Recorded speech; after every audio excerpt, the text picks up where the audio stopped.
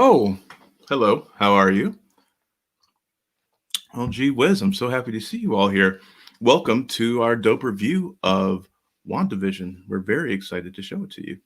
And to join me today is my good friend, Tommy. Tommy, hey, Oh, hey there, how you doing, buddy? cool cats, hep gals. Oh, it's so good to see you. So good to see you. Oh, It's gee, great it's to been a see you, man. while.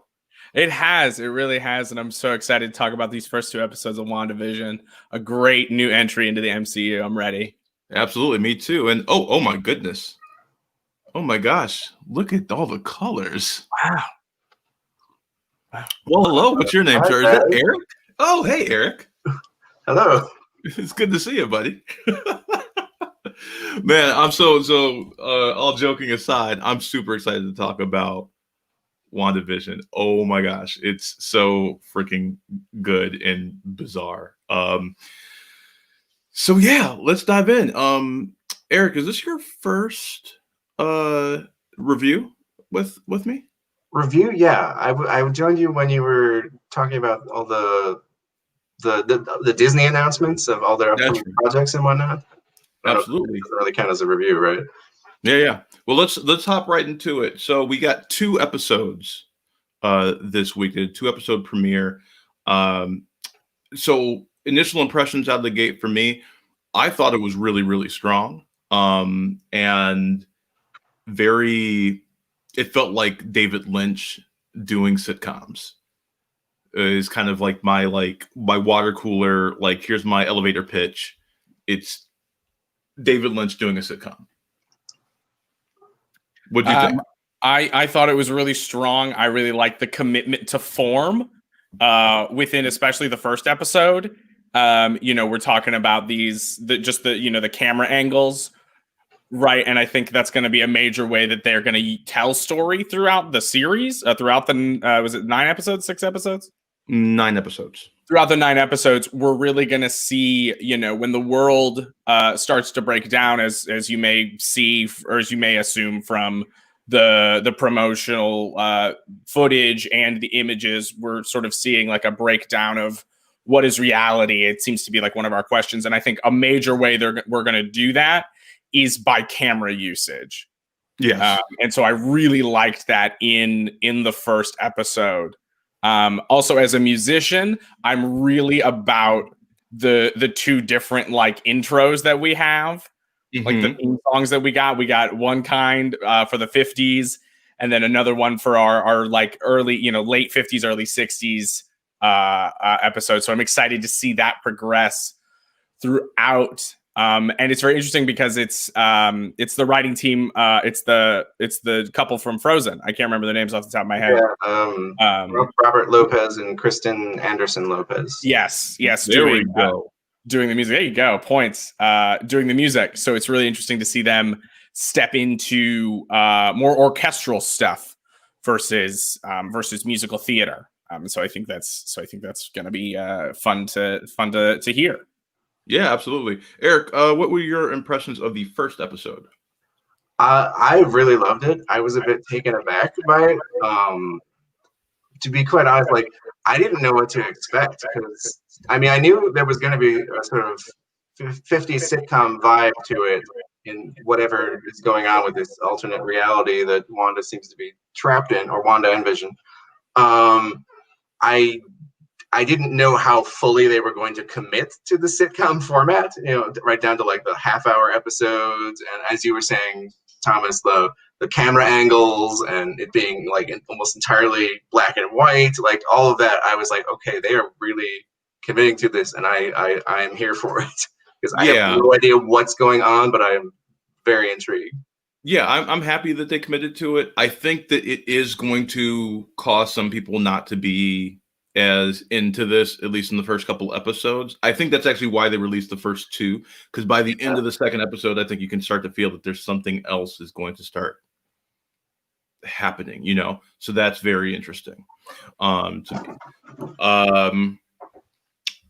Okay, so starting with the first episode, we start off with this very Dick Van Dyke inspired intro. It feels like we're firmly in the 50s, even down to he's about to trip over the chair as he's bringing Wanda in, but instead of sidestepping like they would always do on the Dick Van Dyke Show, he just phases through it, which I thought was a really cute nod. We get him getting ready to go to work. They have this interesting exchange with she's using her magic to like put away all the dishes and everything because they're just moving to their new home, and a dish breaks on Vision's head. They have this weird exchange where he's like, "Oh, my wife with her magic or whatever," and then she's like, "Oh, my husband with his indestructible head."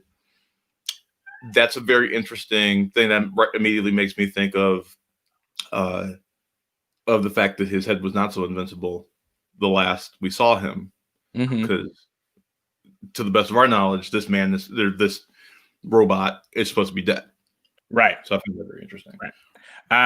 Just to go back to that phasing moment, another thing that I like is that they are nodding the physical or the visual effects to the way it might have been done in that time period. You know, because the way, like when he goes through the door with her, it's like a clear like cut. You know, you can like clearly see that, and so I really like that technique. The way with her just sort of doing, you know, kind of hearkening to like Bewitched with like the finger waggle. We're not getting any of like the mystic energy or something like that in there, and it looks like all of the stuff is, right, and it looks like everything is floating on like string, and we can't see the string. Which I do really like, and yes, the fact that his head was very destructible when crushed by a Titan, very destructible, is something to think about. So he goes to work, and we see we set up the plot of this episode, which is there is something happening today. There's a heart on the calendar. And neither one of them can remember. We can expect that from a human, from Wanda, forgetting what the thing is. But Vision is a literal robot, like, you know, maybe connected to the internet or just has a repository, and he has no idea. So automatically we've already set up this world where Vision, for the first time, is completely out of his element. You know, he does very interesting because he even makes the comment, "Oh, I can't forget anything," right? Like, you know, I remember everything, and the fact that he doesn't know is odd, and you can see it. There's all of these flashes, and I love what I like. It can't be understated how good Paul Bettany and Elizabeth Olsen are in this. When they're interacting with people, you see these flashes of unease across their face that makes the entire thing very unsettling, especially with Elizabeth Olsen, where she's talking to somebody, and then her focus will shift away from them, and like the facade will just lightly crack of like the happy, smiley housewife to like, what the hell is going on?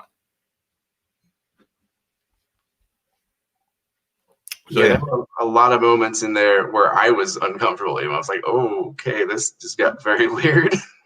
Yeah, like there's certain scenes where like it'll just last a little too long, right? Where like you're expecting it to cut, and it just holds just long enough to make you uncomfortable. I really love the direction of these two episodes as well. Yes. Yeah, there's really strong direction. So Vision goes to work. He's moving at an insane pace and finishing all his work. I'm like, "Oh man, you're so fast." And he's like, "Yeah, thanks. But what is it that we're doing here?" You know, so once again, we're knocking on the door of like what is real and like what is the point of all this. He's working in computational forms or something. Yeah, it's computational forms. We fill out forms that help us deal with our input and our output. Right. Like, great, but what do we actually do? Which is just a fun, you know, it is first, you know, a fun twist on any sitcom where somebody's job, they need to have one, but the job itself is not important. Right? There's so many of them where literally what you're doing doesn't matter. It's just the fact that the husband goes to work and the wife stays at home. Right. But then on top, now that next layer is now, okay, Vision is the first one to sort of like I'd say like break the like put a chip in the fourth wall of this. He goes, what do we do here? And it's not like his first day. He's been here, you know, like it seems like it's not his first day on the job, but that could be a whole like, you know, university thing where it is, but everybody else is like, well, you've been here for a month and a half or whatever. He's new, but he's not like day one, but he's still, you know, and that's us. That's the writers and the audience now writing this line of like, what is happening? How long have we been here? And we fully explore that in the dinner scene, which I'm sure we're going to talk about later.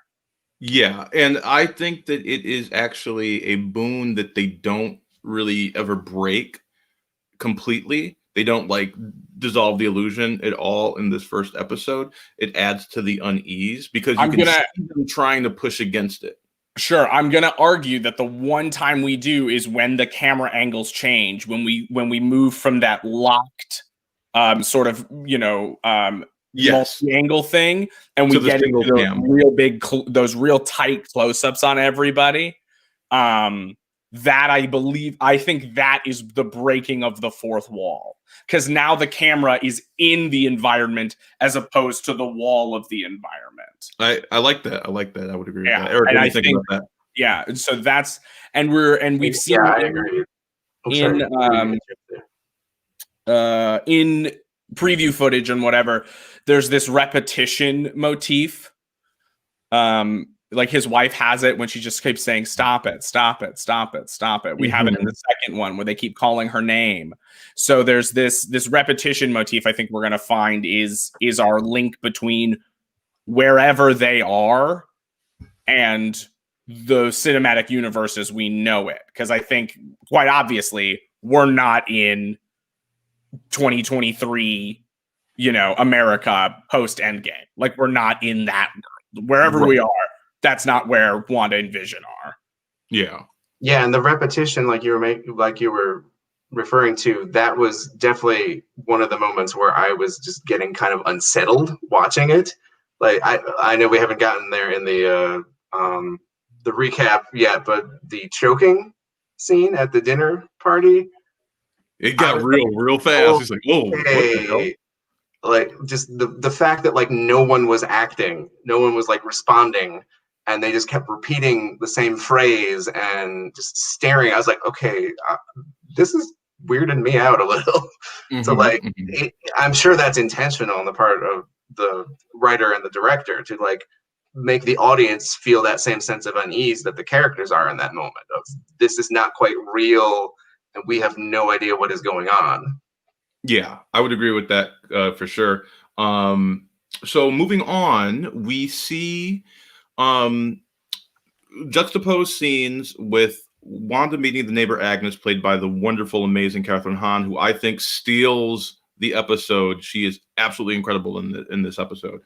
In an episode of everybody knocking it out of the park, she leaves everybody in the dust, and I love her in this. So we see the two of them talking. They decide that what this date means is it's their anniversary. Whereas Vision, who, by the way, is called Vision, and it's weird that people don't pick up on the fact that this normal human being's name is just Vision. But yeah, that kind of bothered me a little. Right, it's also their surname. It's also their family name. Right, because like some at some point they refer to her as like Mrs. Vision or the Visions or something. Is the reference, and I was like, interesting. That kind of bugged me because that did sort of break the illusion. Like you would expect in this sitcom reality that they're trapped in, he would have some kind of human alias. You know, but I think it adds to the weirdness and the uneasiness that no one reacts to it. That everyone just acts like it's normal. You know, so I think that's cool and interesting too. So we find out what the actual reason is on Vision's end. His boss's name is Mr. Hart. The Harts are coming over for dinner. That was the abbreviation. They completely forgot about it. Probably because they never knew about it. Or did they never know about it? Right. And what happens from there is this really cute scene where they're on the phone and they both think that they understand what each other's saying. You know, it's a classic trope that you see in sitcoms. So I thought that was played very well as well. And then we go back to the house and we have the dinner party. So in the dinner party, we get this fascinating sequence of events where we see Wanda trying to prepare dinner. It's a classic, once again, another classic trope. She's in the other room scrambling while he's entertaining in there. Before we get that, though, we get this hilarious intro where she sneaks up in a negligee because she thinks that they're going to get it on, you know. And I love Vision's saves, like when the boss is like, "What the hell are you doing?" He's like, "Oh, it's a traditional Sokovian greeting. She's European." I thought that was amazing. I thought that was very well played. Always blame it on the Europeans. Yeah, that was very funny. Yeah. And then we get this dinner party. Eventually she ends up making breakfast for dinner. And they finally sit down and eat. And that's when that's when everything starts to kind of unravel. Right. We go into the traditional questions. How long have you been married? When did you get together? Why did you move here? Everything that you would assume the traditional couple would know. And it's been obvious to us since the beginning of the episode that Vision and Wanda have absolutely no idea why they're here or where they came from. They don't have a wedding date. Like there's no memory of them. They have no memory before the intro to the episode, because the intro to the episode is also part of the storyline, but they've got nothing. And the two of them, like, they can't even muster up a lie. It's just so shocking to them that they've got nothing. Like, they think they should have something, and then when they search, there's nothing there. Mm-hmm. And so you're getting these real, like, Pleasantville vibes, these real Twilight Zone sort of, like, what's going on. And I'm finally going to say it. You're getting these real House of M vibes. Oh, I've been holding on to it for so long, for 20 minutes. These real, like, what is this reality that we're in? Because it's obviously not what we're used to, at all. Yeah, and that's very interesting. And we actually have a resident comic book expert with us in this review. My good friend Eric is knowledgeable about comics as about anybody that I know. Eric, why don't you tell us a little bit? So, of course, all of us comic book nerds have been speculating for a while that this could possibly be House of M. There's a lot of clues, even in the trailers, that this could be House of M. Could you tell us a little bit about the basic plot of House of M? Oh, you know what? You put me on the spot in the last time I was on the live stream, and I had to admit I have not read House of M. I know, but you still know what the plot is. All right, well, the basics. I've read House of M. There you go. Okay, Thomas, take it away. Yeah, so House of M is a comic book like series that stretches, a bunch of different books, but it's essentially where Scarlet Witch has had two children by Vision, and she is told that the children are not real, that they are figments of her imagination, and it like shatters her psyche. So the Avengers are like, we've got to deal with Scarlet Witch before she goes, nuclear and really hurts some people. Quicksilver hears about this and rushes to the mutant island where she and Magneto are, because at this point it's Magneto and their siblings, and Quicksilver convinces her to like just essentially to go nuclear to create this alternate reality where mutants are the dominant species on Earth, because as in the comic books, Scarlet Witch and Quicksilver are mutants as opposed to children of the Mind Stone. So everything is sort of flipped on its head. Magneto is ruling the world. And mutants are in power. Humans are treated as second-class citizens. One of my favorite plot points is that Spider-Man, everybody is like the top mutant, and then it comes out, of course, that he's not a mutant because Spider-Man is not a mutant. He is a mutate, as I saw somewhere. So lovely. And then a bunch of Avengers like Luke Cage and Wolverine start like realizing that there's something wrong with the world, as any alternate reality sort of thing does. And it all wraps up with a confrontation between Scarlet Witch and the Avengers, where she utters those famous words, "No more mutants," and wipes out 99% of the mutant population on the planet Earth. Which then leads us into Avengers versus X-Men, which is my favorite comic book. I love Avengers versus X-Men. I think that's a really, really good crossover. Yeah. But so, yeah, as soon as they said WandaVision, I was like, oh man, it's got to be House of M. Yes, but I think it's an inverse where instead of no more mutants, we're going to get mutants. My speculation is that somehow that this ties into the introduction of mutants into the MCU. Yes, I'm not exactly sure how. Yeah. But it seems like this entire phase 4, and it's very interesting that this is kicking off phase 4. I think it actually now, unfortunately, Black Widow got delayed. Black Widow was to kick off phase 4. Yeah. But I feel like Black Widow was going to be more of a code of the phases 1 through 3. Right, because Black Widow is a prequel, so it's not moving the story forward, presumably. It's an insertion, because isn't it, as far as I'm aware, Black Widow happens between Civil War and Infinity War. Right, yeah. Right. Mm-hmm. So it's sort of phase 3.5. Yeah, it's like Solo or Rogue One. It's an anthology story. Right, but it doesn't really fit into the phase categories because of that, right? Right. So this, I feel, was to be the true start of phase 4. It's very interesting that it's starting with that. And I think also just seeing the way some of the characters also kind of have like small senses of unease, or like, well, who are you? And like when the boss is like demanding to know, that feels a little weird. And when Mrs. Hart, played by the wonderful Deborah Jo Rupp from That 70s Show and Friends, she walked in, she was like, "Kid," I was like, "Kitty!" Yeah.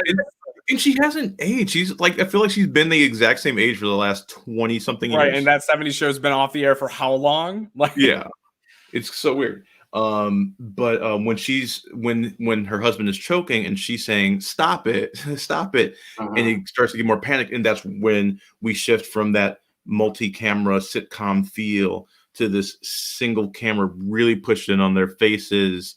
It's starting to do the tilt.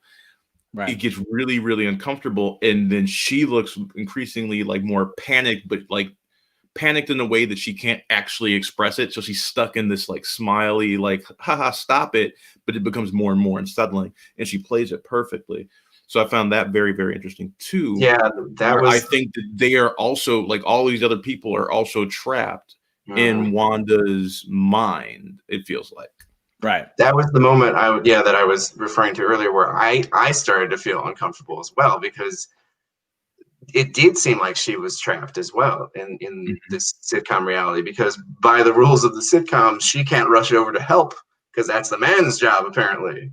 Like, she was unable to act to save her own husband's life in that moment. And it's like, okay, something is not right here, and it's unsettling to watch it. And it stretches out, as you were saying, Maui, for way longer than necessary, so that you just start to feel really uncomfortable watching it. Mm-hmm. That reminds me, we should mention one other moment. The commercial. Oh my God. With the toaster. Made by Stark Industries. The Stark Industries toaster. It's super sexist. Like, you get upset when you burn your husband's toast or something like this. It's like, oh. Yeah. And they're like, ha ha ha. And then he puts the toast in, hits it, and then starts blinking, but the blinking is in color. I think it's the only pop of color we see in the entire episode. In the first one, yeah, I think so. Yeah. And then it's beeping. And we zoom in, and there's another moment where it's just a little too long. And the beeping sound like the increases its rate as well. To me, I was getting timer, like bomb sort of ideas is what I was getting from that beep, beep, beep, beep, beep, beep, beep, beep, beep, and then, ding, which I was like, ooh, we're doing this suspense to like nothing. Yeah. You know what I mean? We're doing suspense back to the mundane sort of thing, which is really going to keep, I think, those who watch it as it comes out are really just going to be like, oh. And so I think we should expect, I think maybe around episode 4 or episode 5, 6, that we're going to get another one of those moments. And that's where we're going to get a big, like maybe literal explosion, maybe just like some sort of shattering of something. Cause it seems like those moments with the toaster there, and then with the radio in episode 2, those are the moments where the walls of the reality are cracking. Yeah, and I would agree with that. Yeah, it's super unsettling. The whole thing is super unsettling. I'm wondering where it's going. When is it going to like break? I'm thinking probably episode 3 we're going to see something that's really going to kind of open up the story. So, yeah, because this actually has been a much slower burn than I was expecting. I thought by like the second episode we would get at least a sense of maybe what's going on, but no, they are committed to leaving you disoriented and just trying to figure this out as the characters do, which is I think it's an interesting choice, and it works in the show's favor. Yeah. So let's move to episode 2. Yeah. And before we do, any final thoughts on the first episode? Well, I think we need to talk about the teaser. It's not really a teaser. It's just the only moment in the film where we now see that whatever we just watched was literally somebody else within the Marvel universe watched it on a television like us and took notes. And we've got that symbol, that ring with the sword. Which is sword. Is that the symbol for sword? That's the symbol for sword. Okay. I know that we haven't seen that symbol yet, and I know that has not been introduced yet. And the only hint of sword that we have is the post credits of Far From Home. Yep. Yeah. Nick Fury out in space. Yeah, and I love sword. Like, to me, like, I love the idea of sword and shield. I think that's like the dumbest thing they've ever written, but also so funny. Like, also great. But I hear that sword means something different in the MCU as opposed to the 616 universe. And we wouldn't know. We wouldn't know anything because we don't have, like, there's no. They've said what the acronym. Oh, what the acronym stands for? They have revealed that. Well, first off, should we explain for our viewers what sword is in the comics? Yes, please do, Eric. Sword is like sort of a spin-off of SHIELD, which monitors alien activity. If I recall correctly, it's policing. It's almost like the Men in Black of the Marvel universe, policing extraterrestrial activity on Earth and protecting from threats from outer space.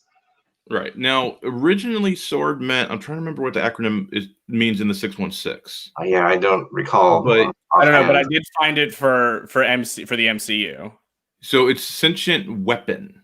Observation and response division. Right. In the 616, it means something else. It's like I think it's sentient is the same, but the W means something different. But I find that interesting because Wanda is a sentient weapon, as is Vision, yeah. As is Vision, but Vision's dead. Like, I don't know that Vision is actually alive. I think that Vision is. If he is actually alive, this might be a Vision from another universe. That she's pulled into ours. I am so mad at the multiverse thing from Far From Home that I don't even want to like toy with multiverse in MCU because they set us up with Doctor Strange. They gave us the ability to do it, and then Far From Home made it a joke, and I was so upset that like until I see it on screen, I don't even want to talk about it. But I feel like we are seeing it on screen, though. Like that's that's my theory right now. Okay. I'm theory with House of M. I mean, yeah, there's definitely seems to be an influence from House of M. My theory was that maybe Vision's physical body was destroyed in the movies, but it could be his mind has been uploaded into this computer system or whatever it is that Wanda is now trapped in. So I think that the end of this episode is a red herring. Okay, because like at the end of the episode, it makes you think that like they're both trapped in some system by this mysterious people observing. I don't think that's the case. I just think they figured out how to observe what's going on in her mind, and they're trying to snap her out of it. I think that the breaks that we're seeing, and and we'll get into this episode 2, the voices that we start to hear in episode 2. I think that's all Sword trying to save her. I think Fury is trying to save her. No, I think you're right, and definitely with the voice on the radio, it literally says, "Who's doing this to you?" Yeah. You know, no one fully understands the scope of her powers. Maybe Strucker, but he's dead. Like dead. Right. Because he died in Ultron very, very bloodily. Unceremoniously. Unceremoniously and very bloodily. Disappointing, I thought. Well, there's lots of problems with Ultron. True, yeah. My least favorite. But I think you're right, Maui. So I definitely I think it's time to dive into episode 2. Yeah, because I think that informs this theory a little bit more. Because like at the end of the first one, it definitely feels like that. But knowing what I know about the potential comics that influenced this and the events of episode 2, I'm inclined to think that's what gives me my credence to my theory. Right. Oh, but here's your fun fact. Sword was introduced into the comics by Joss Whedon. Yes, in Astonishing X-Men. Astonishing X-Men, yeah. I remember that. I think is right over there. No, over there. Of course it is. Yeah. But so what? We start episode 2 off with the oh no, there's a burglar in the house. Yes, another classic sitcom trope. Yeah, man's got to go do it, but he's terrified as well. There it is. Nice. There are volumes. And I love already the 2 beds. Right, yes. That's a thing that anybody under the age of maybe I think maybe 30, maybe even under the age of 40, like never actually saw on television. So you're gonna get some people who look at this and go, why do they have 2 separate beds? Like what? Because you couldn't show that on television. Yeah. No, keep going. Take a recap for this one. I like it. Okay, nobody has sex ever. And it turns out it's just a tree branch at the window, but we get a little joke. We essentially have a cold open for the first time. Because then we go into the I think very Bewitched style opening with those cartoons. It's my favorite. That was my favorite part. Yeah. Yeah, and now we see in that opening, she's got energy on her hands as they're flying, which is our first indication of the Wanda that we're sort of familiar with. Other than that, Vision has looked like Vision. He looks very much like he did in Civil War when he was wearing people clothes and then had the red and the green, which I think is very fun. And then we open on something that took me, or we come back from the opening, and then something that took me completely by surprise was this dumb magic act. And what is going on? But I get it, the talent show trope, and it's quite fun. And I think Vision, I can't remember if it's Vision or Wanda, but one of them makes the interesting point of like, aren't they going to see through this facade? And it seems like that. Yeah. And she says, no, honey, all real magic is fake. Right. All real magic is fake. And so they're trying to do this to sort of throw the scent off themselves. But that's what I sort of find interesting is like, for some reason, they feel like they need to conceal their abilities or themselves from everybody else. Yeah. And it's also kind of a classic sitcom setup because it's like, what's her name? Right. Samantha on Bewitched, exactly. Trying to disguise the fact that she's a witch and the world can't know. Or I Dream of Jeannie. You don't want to let people know you have these magic powers. You're trying to fit in normal suburbia.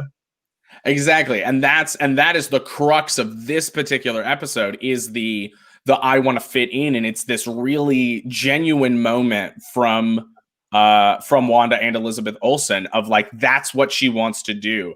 And I think we're going to find that becomes a thread a lot more through it. Is all Wanda wants to do is just fit in and be normal, which is something that Wanda struggled with in Ultron and Civil War, and Infinity War. Wanda has always wanted to not be afraid and not have people be afraid of her. And so I think that's a really interesting thread that we're going to follow.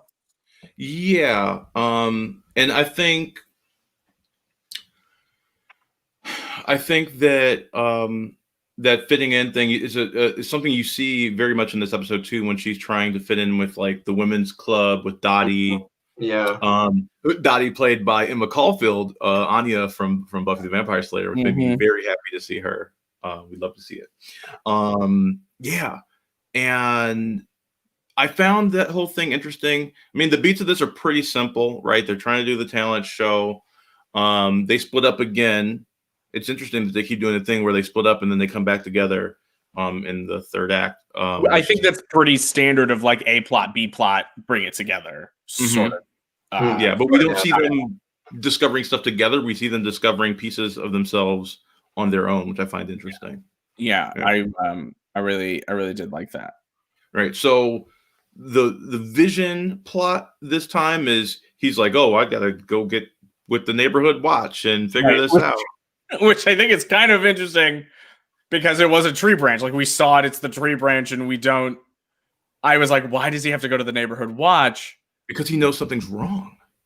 Yeah. Sure, but it's Wanda who knows that something's wrong because as we skipped over this moment, she finds this toy helicopter in the rose bushes that is red, bright red. It's the only color up to this point, and it's got the sword emblem on it. Red and yellow. It's red and yellow. Yeah, this was very much a Pleasantville type moment. I loved it. Yeah, the color starting to bleed through in the world is very interesting. And then who appears in that moment but Agnes again?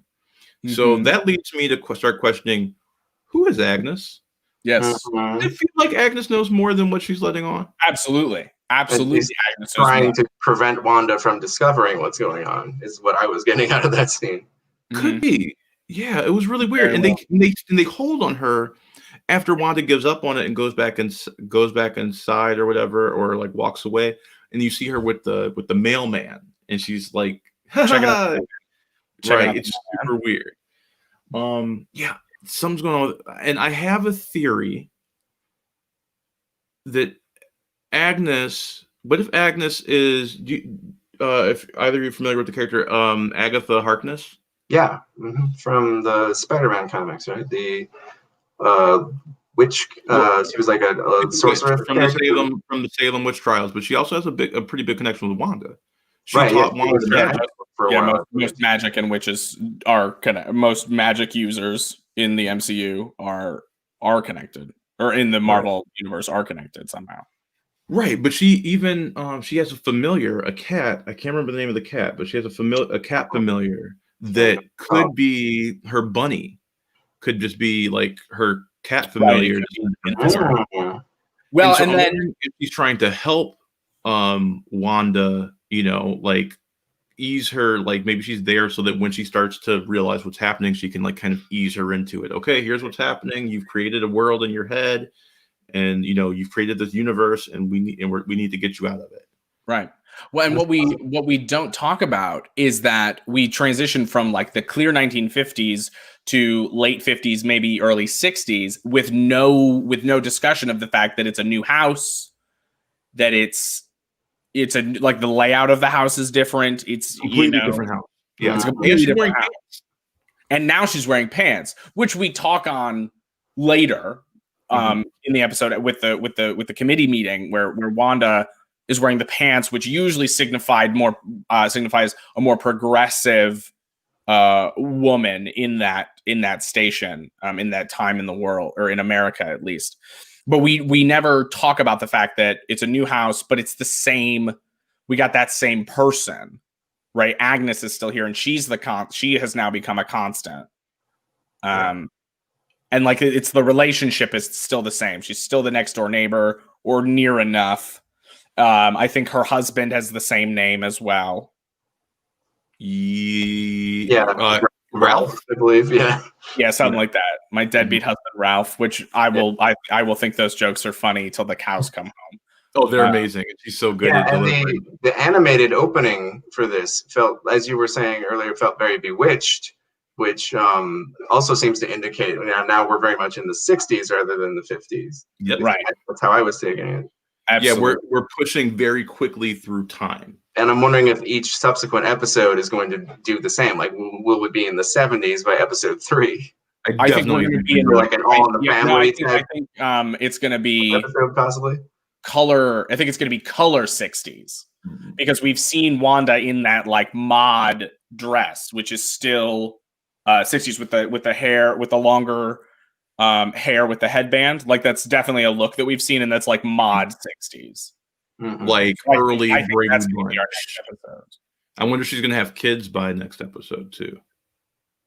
I hope so. I know we've seen her in that mod dress pregnant, like more pregnant than she was at the end of this episode. Okay. But they're with the, because we also know we're getting a Halloween like trick or treat episode because we've seen that, and so I wonder if by that point we've got kids, and that was in full color. Yeah, in the trailer. Yeah, that could be why he's all dressed up and outside, because he's taking their kids trick or treating, and that makes sense with the outfit that he's wearing, which is like the classic comic Vision outfit. And what if we see the two kids also in the Vision outfit? In the Vision outfit, or one is Vision and one is Scarlet Witch. Yeah, you know. Yeah, like.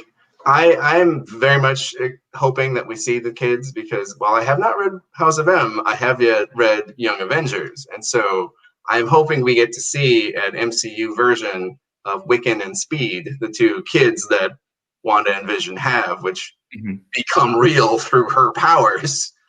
You know, so I would be very interested to see what they do with those characters if they're introduced into this. Yeah. Right. To get back to the episode, as we go with Vision to the library, and the men are doing just as much gossiping as you might think more gossiping than the women are doing, because they're actually like doing the work, which I thought was fun. But he's made mention several times in both episodes that he doesn't eat food, and then we see what happens when he literally gets gum in his works, which I thought I've been waiting. The entire time we've been talking, I've been waiting to talk about gum, because I'm chewing on some gum. I thought that was quite funny. Also, the communist joke. At the time, it's a very serious accusation. But he does it, and then we get that that 1, 2, 3 beat, and then what a card, what a cad. The masturbation joke again, very funny. I don't do that. I don't masticate. Yeah, which I definitely gum is used mainly for mastication, so I don't see how it could be an issue. Right. And he's just like, I don't do that. Can we talk about the again an animated sequence showing Vision's inner workings when the gum is literally getting caught in this very cartoony looking gear? Yeah, very very Jetsons. Amazing. That was great. And then so what it does to him is he shows up. We need to talk about the meeting. The meeting, because there's a very important character that pops up in the meeting. Please, because I just want you to confirm what I think. So at the women's meeting, so Dottie and McCallfield is being very mean, and then while they're having the meeting, a black woman, the only black woman in the meeting, which was nice to see. Wait, a black woman and an Asian woman. We did have an Asian woman. Was there too, yeah. Who was like old timey sitcom universe, it's surprisingly progressive. Mm-hmm. Right, but also another hint that something is off, right? Because then at the men meeting, there's it's being run by a black man, and then there's the guy who was at Vision's job and is now also at this meeting, who seems to be Middle Eastern, I think, and apparently a socialist. So, right, yeah. So this lady says, introduces herself. This black woman introduces herself to Wanda, And she asks her name, and she obviously doesn't pull her real name. She can't find her name, and she just comes up with Geraldine. But obviously, that's not the name she wanted to say. Right. But she You know, doesn't. from the casting call, we know who that actually is. That is Monica Rambeau. Mm. That's the kid from Captain Marvel, That's all grown up. Monica Rambeau. Yeah. So that's very interesting that she is stuck in here too. Somebody that we actually know from the MCU proper is stuck in here and obviously knows that something's wrong. Right. So that was very interesting. She may have also been identified as a sentient weapon that whoever is monitoring them maybe on. Right. Yeah. And she's also going to be, it was also announced that she's going to be in Captain Marvel 2. And we know in the comics that she ends up with powers pretty similar to Captain Marvel. Very similar, yeah. She's, for a while. Right. Yeah, she does take over the mantle for a hot minute. Because I was actually, as I was doing some promotional things for our reading of my reading of Captain Marvel on Monday. Plug your reading. Yeah, Maya will be reading. We had I had a devil of a time trying to find pictures of the young Monica Rambeau from the movie. There just weren't any great screen grabs, but there were all I would get were the comic book Monica in the white Storm-esque outfit. But I can't remember her. Plug your reading real quick. When is it? And so we're doing a reading of Captain Marvel on the 18th at 7 p.m. streaming live from Zooming the Movies on Facebook. You can join the group. And read along with us. We've got a great cast of people reading Captain Marvel. It'll be screen accurate. We took a transcription and then I transcribed the audio narration that is available on Disney Plus. A few edits here and there just to make it flow as sort of a radio play reading a bit better. But I'll be reading the role of General Talos. Nice. So I'm not in the movie, but stay after the credits, folks. Stay after the credits. That's all I got to say.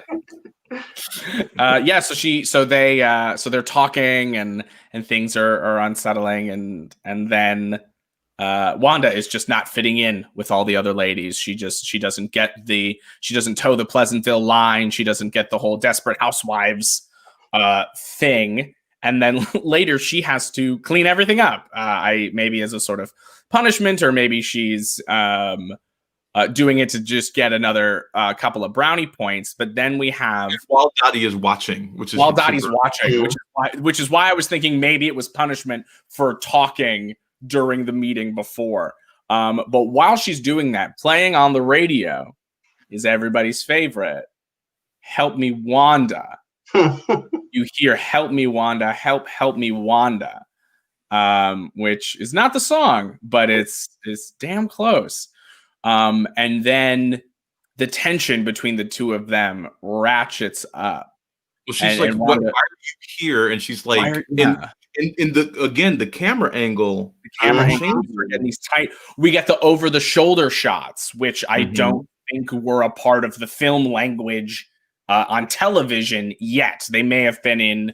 They might have been in movies. I don't know, but I know they definitely were not a part of film language, and definitely not like 3-camera language. Like that's not how 3-camera works. That's single camera. Like that's the modern move. Yeah. So we get these really tight scenes and Wanda trying to genuinely again like fit in and be a part, and Dottie just like, "No, who are you? What are you doing here?" And then the radio goes nuts. The radio starts. Before the radio goes nuts, there was one thing interesting that Wanda says where she's like, "I promise we are not here to like hurt you," or something like that. She's like, "We're not here to cause any trouble." I don't believe you. Yeah. Yeah. And then the radio, right. And then the radio. So that's a very good point, Maui. Thank you. And the radio going off. And then we get a voice calling to Wanda, a voice that I didn't recognize at all. I know who it is, but I wasn't sure. I think it's Jimmy Woo from Ant-Man and the Wasp. Oh, okay. The Shield agent. Yes, because he is coming back. I can't remember where I saw what he was coming back in, but he's in the trailer for WandaVision. You're right, yes. Then maybe it is. then maybe So I think it's Randall Park. The actor is Randall Park. I think it's Randall Park. Love Randall Park. But yeah, and then and then it sparks and explodes, and then Dottie squeezes the glass and cuts her hand on it, and we see red blood in color again. Another that's our next film moment, right? To which Dottie then goes, "How do you get bloodstains out of cloth?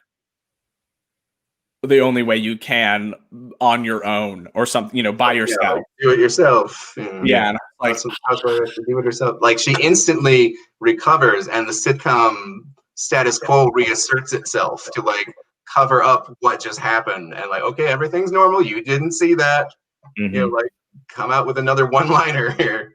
Right, yeah. But I thought a very disconcerting one-liner. Right. Yeah. Super weird. Oh, it's just so weird. But yeah, like it makes you wonder, like, okay, is she part of whatever this is, or is she a prisoner there too? Dottie, I mean, like, is someone trying to prevent her from discovering reality? Because I think she's a prisoner. Actual blood, she's bleeding, and then someone quickly hits a button. It's like, nope, you didn't see it, didn't happen. See, I think that person is Wanda. I think whenever people reassert back into the facade, it's Wanda. And I think people are like, I think Wanda is both the protagonist and antagonist of this entire thing. And then the person she's going to need to defeat to get out of this is herself. She has to like overcome her own trauma to get out of this situation. And we're probably talking about the death of Vision. Like if we're talking about trauma, we're probably talking about the death of Vision. So then we move to the third act, which is the magic show. That Vision shows up to ostensibly drunk.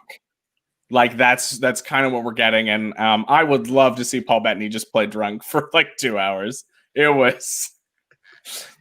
thought it was just hilarious. I have to say it's nice to see him doing comedy again. Yeah. Because I'm used to seeing him in a lot of dramas and stuff. But like I first fell in love with Paul Bettany in A Knight's Tale. Then he plays Geoffrey Chaucer. And he is friggin' hilarious. I thought it was really well done. Just sort of and then Wanda, very bewitched. I think we're gonna say that a lot, especially if the next episode still lives in like the 60s sitcom style. We're just gonna say that the twitching fingers and this rig appears out of nowhere and now Vision's flying. Right, yeah. The irony of not been a part of her power set. What? Thus far in the MCU, just making things appear out of thin air.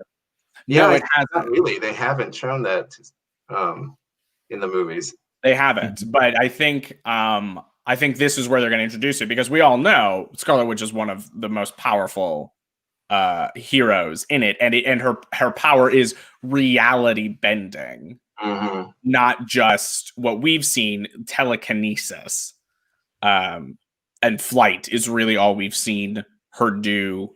And I think a little bit of mind control. Yeah, a little bit of mind reading, mind control.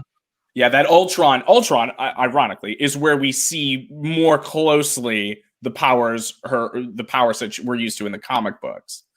But now we're getting because she creates the wedding rings out of nowhere. She turns she cooks the chicken and then turns the chicken into eggs, where she's really doing a lot of more magic, it seems. Yeah. And I loved in this scene just the irony of her using actual magic to disguise the fact that she hasn't. It's like, okay, I'm going to create the illusion that this is an illusion. I love the guy, and it's the same guy in the first episode who got fired for the dinner. He's like, I thought 7 courses would be enough, but in the second one, he was playing the piano right before them, and then she turns the piano into a cardboard cutout, and then when she walks off with it, it just cuts to him. He goes, "That was my grandmother's piano." I love that guy. I hope he gets shit on in every single episode. I think so. I think that's going to be a running gag. And I really enjoyed it. And then, of course, we wrap up the magic show with Geraldine being actually transported into the box, because Vision doesn't open it for Wanda to get in. He just like taps it and says abracadabra. And so that was very weird, because at that point they didn't need to do anything. She hadn't gotten into the box. There was no like magic trick that they needed to disguise at that point. Yeah, Right. it was silly, but it did lead to like my favorite like joke in the entire second episode, because every time they did the thing, it's like, oh look, it's a rope. Oh look, it's just a cardboard cutout. And then when they did that, and then everyone was like, what?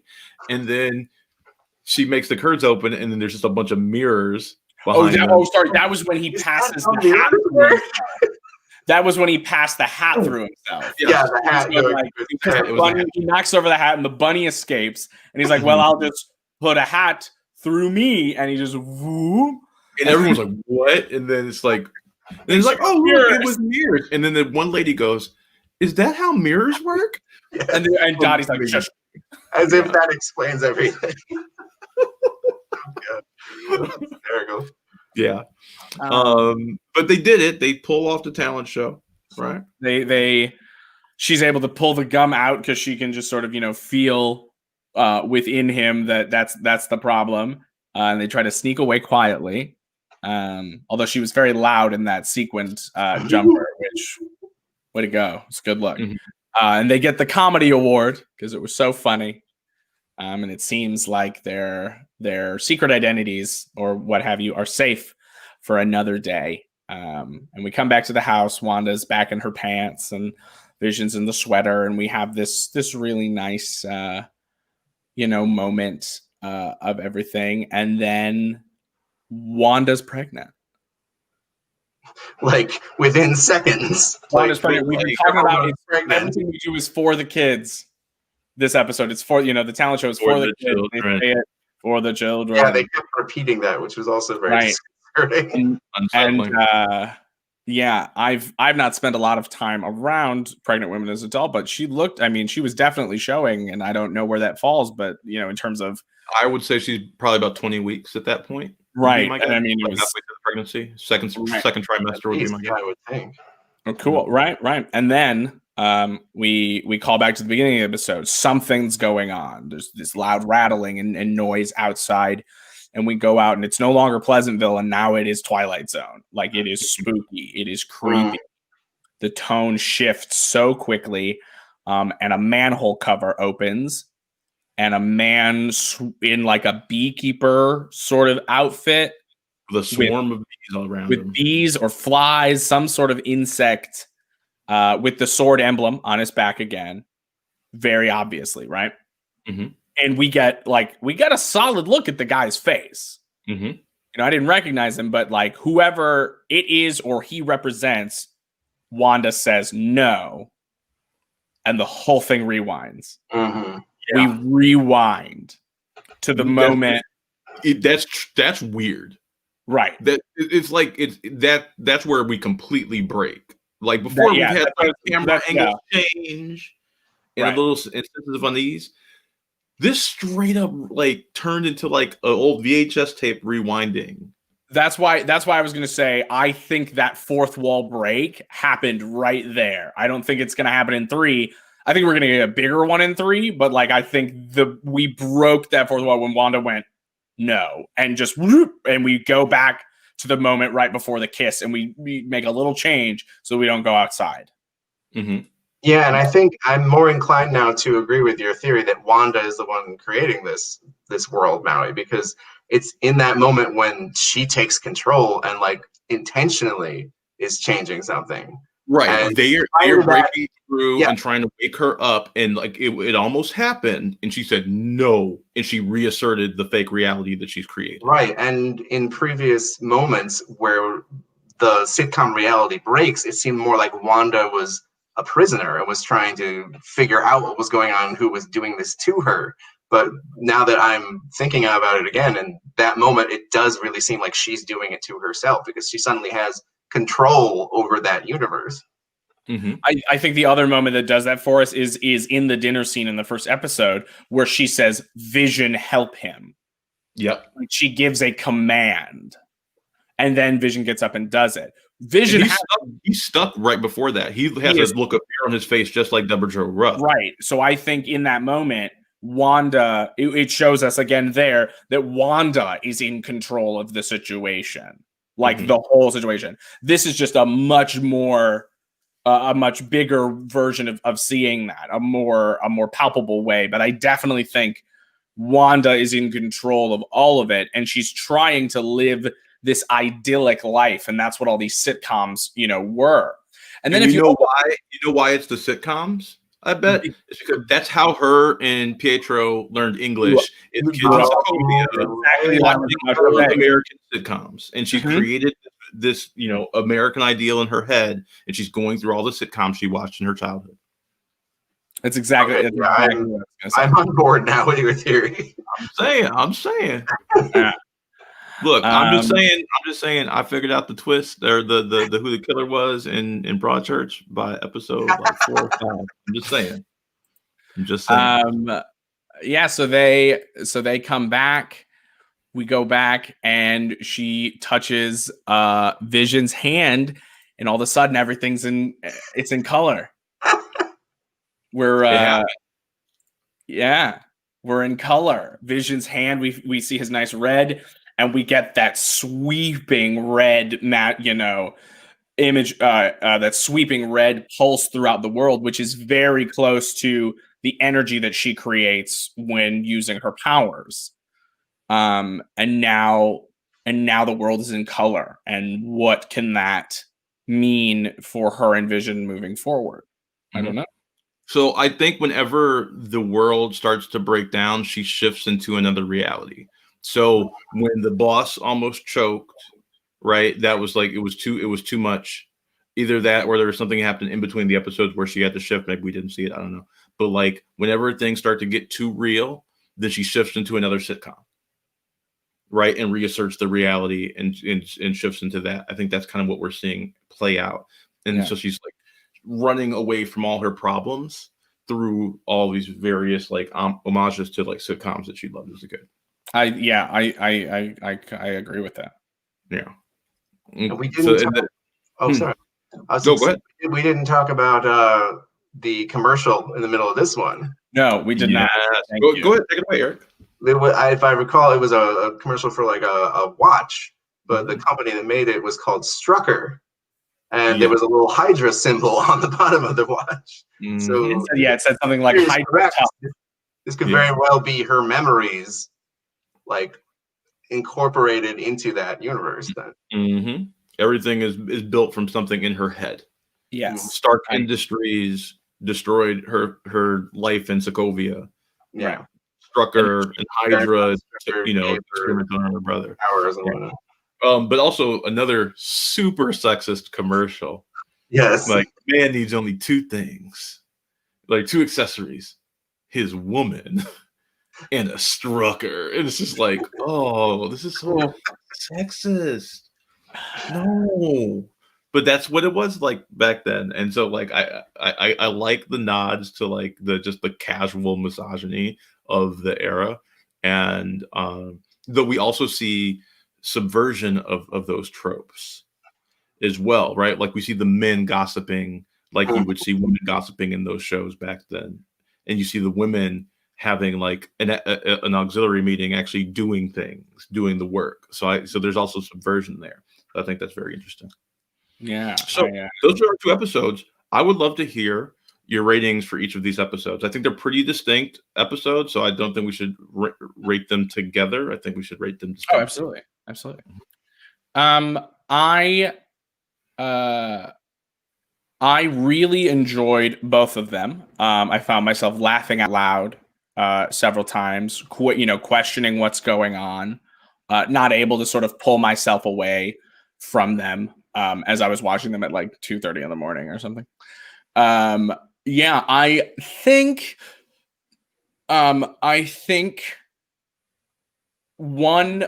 I like 2 better than 1, or I'm going to call 2 a better episode, simply because it gave me more about the world that we're dealing with now, in terms of the helicopter and the bees, or the beekeeper guy and the broken glass and the radio, all those moments that are going to lead us somewhere else. I'm not so sure how much of if there's anything particularly from episode 1 that by episode 6 we're going to be like, oh, that's what that was. You know what I mean? But episode 1 really gave us a strong format. you know, like Eric said, the half-hour sitcom style, the 3-camera style. It gave us a lot of tropes to go and break as we move on, and I really enjoyed that. So if I had to go, I'd say number 2 is my favorite so far, and then number 1. Okay. But out of 5, what would you give them? Out of 5, well, nothing is No one gets a 5. Nothing is perfection for me. I will never give anything a 5. But I'm gonna give 2 like 4. I'm gonna give 2 like a 4.5, 4.6, and I'm gonna give number 1 like a solid like 4, maybe 4.2, something like that. Okay. Eric, what about you? I agree. I definitely thought the second one was the stronger of the two for much the same reasons, that we're getting more pieces of the puzzle. We're seeing the like veneer of this sitcom reality kind of pulling away, and it's much more intriguing, and it definitely drew me in more than the first one had, where I was like, okay, so what is this show going to be exactly? It gave you more of the full picture and definitely like hooked me. So I liked the second one better, and also just Paul Bettany as drunk Vision doing a magic act was just incredible. So yeah, I would definitely give the second episode like 4 stars, and maybe for the first 3.5, I would say, because it was very well done. It was just kind of, for me personally, I didn't connect with it as much because I wanted more. I wanted to know what was going on. Sure. And I wanted more pieces of that mystery to kind of unfold. And they're going for a much more slow burn in their approach. It's what it seems like. Yeah, I would agree with all of that. I think both of your observations are pretty spot on. I think I'm somewhere in between the both of you. I'm not as high on it as you, Thomas, and I'm not as low as you are, Eric. I'm somewhere in the middle. I think that there is a very specific reason why they released 2 episodes for the first week instead of 1, and that's because 1 could not stand on its own. It's something that was intriguing enough. They needed to, like, it was intriguing, but intriguing where, like, okay, I'd watch another episode right now. I think that's what they're banking on. And then by the end of the second episode, you're like, okay, what the hell is going on here? Exactly. You know, and I think they realized that in the 11th hour, and that's why they made that announcement toward, right before launching. It's going to be a 2-episode premiere. I think that I am uniquely suited for this show because I grew up on those sitcoms. Like I watched Nick at Night. I was not allowed to watch a lot of the contemporary television of the 80s when I was really little. So my first experience with TV was stuff from the 50s and 60s, Adventures of Dobie Gillis, Bewitched, Dick Van Dyke Show, Robert and Laura Petrie. I stan them so hard. That is a brilliant show. So for me, it's like a walk down memory lane. But in terms of the larger mystery, 1 doesn't give you enough, right? So I had to kind of balance out the 2. So I think for the first episode, I would give it a 3.8. For the second episode, a much stronger episode, I think, in execution and the advancement of this mystery that we are in. I think it does the thing really, really well.